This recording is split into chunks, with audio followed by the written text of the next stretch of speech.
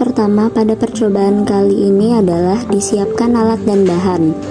Alat yang digunakan yaitu mortir dan stamper, gelas ukur 25 dan 50 ml, gelas beker, kaca arloji, sendok tanduk, pot salep, kertas perkamen, dan sudip. Bahan yang digunakan yaitu vitamin C, NaCMC, TA, propilen glikol, nipagin, oleum resai, dan aquades. Ditimbang zat aktif vitamin C sebanyak 11 gram, lalu ditimbang eksipien yaitu NaCMC sebanyak 6,05 gram, dan ditimbang nipagin sebanyak 0,33 gram. Kemudian diambil larutan propilen glikol sebanyak 15,865 ml, triethanolamin atau TEA sebanyak 1,946 ml, dan aquades sebanyak 54,845 ml. Dimasukkan NaCMC ke dalam mortir. Kemudian dikembangkan NaCMC dengan cara ditambahkan aquades panas secukupnya. Kemudian digerus terus-menerus hingga terbentuk massa kental. Dimasukkan zat aktif berupa vitamin C dan preservatif berupa nipagin ke dalam gelas beker yang berisi propilen glikol. Kemudian diaduk agar tercampur secara merata dan homogen.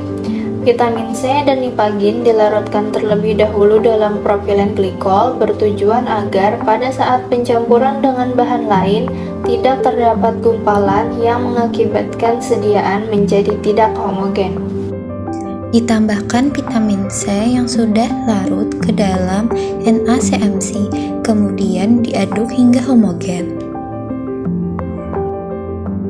Setelah penambahan zat aktif vitamin C, langkah selanjutnya untuk mendapatkan konsistensi gel yang diinginkan yaitu ditambahkan triethanolamin atau TEA sebanyak 1,964 ml ke dalam mortir hingga terbentuk gel sambil terus-menerus diaduk.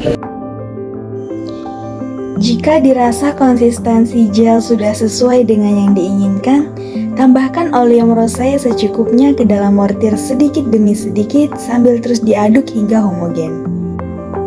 Penambahan oleum rosé digunakan sebagai pengaroma pada sediaan gel. Penambahan dilakukan sedikit demi sedikit sambil terus diaduk agar oleum rosé dapat merata dengan sempurna pada sediaan. Ditambahkan sisa aquades ke dalam mortir sedikit demi sedikit sambil terus diaduk hingga didapatkan sediaan gel yang homogen. Dimasukkan gel yang sudah homogen ke dalam pot yang telah disiapkan sebelumnya.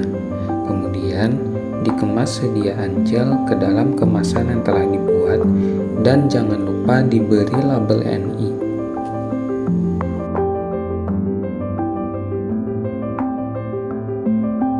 Sediaan gel yang telah dibuat selanjutnya diuji dengan beberapa tahapan. Uji pertama yang dilakukan adalah uji organoleptis. Uji organoleptis dilakukan dengan cara mengamati tampilan fisik sediaan meliputi bentuk, warna, dan bau. Berdasarkan uji organoleptis yang dilakukan, maka dapat dilihat bahwa bentuk dari sediaan gel vitamin C yang dibuat memiliki bentuk sediaan yang kental dengan warna putih kekuningan dan sedikit beraroma mawar. Uji homogenitas dilakukan dengan cara mengambil secukupnya sediaan gel, kemudian diletakkan di atas kaca arloji atau kaca transparan lalu diamati. Sediaan gel yang diperoleh menunjukkan hasil yang homogen karena tidak terdapat butiran kasar pada kaca arloji. Uji pH dilakukan dengan menggunakan pH meter. pH meter dicelupkan pada sediaan gel, kemudian dilihat besaran pH yang muncul pada pH meter. Sediaan gel yang baik memiliki pH pada rentang 4-8 sesuai dengan pH kulit. Uji viskositas sediaan dengan viskometer Brookfield dilakukan dengan memasukkan sediaan gel ke dalam wadah hingga mencapai volume lebih kurang 100 ml. Kemudian dipilih spindle yang sesuai untuk sediaan, yaitu spindle nomor 4, lalu dipasang pada viskometer dan dimasukkan ke dalam sediaan uji hingga batas yang telah ditentukan. Pengukuran dilakukan dengan kecepatan 6, 12, 30, dan 60 rpm. Angka dial reading selanjutnya dikalikan dengan faktor koreksi yang dapat dilihat pada tabel brosur alat untuk mendapatkan nilai viskositas. Hasil viskositas yang didapat untuk 6, 12, 30, dan 60 rpm secara berturut-turut adalah 16.500, 10.500, 6.500, dan 4.400 CPS. Selanjutnya adalah evaluasi uji daya lekat yang dilakukan dengan cara menimbang sebanyak 0,25 gram sediaan di atas kaca preparat. Penimbangan dilakukan pada salah satu ujung sisi kaca preparat untuk mempermudah saat melakukan uji evaluasi. Kemudian ditutup kaca preparat menggunakan kaca preparat yang lain dan kedua ujung sisi kaca preparat dikaitkan menggunakan pengait yang ada pada alat yang sudah tersedia pada laboratorium. Kemudian dicatat waktu yang dibutuhkan untuk kaca preparat terlepas satu sama lain. Hasil uji daya lekat sediaan gel menunjukkan waktu gel terlepas pada kaca preparat membutuhkan waktu 1,55 detik. Uji daya sebar dilakukan dengan cara sediaan gel ditimbang di atas kaca uji.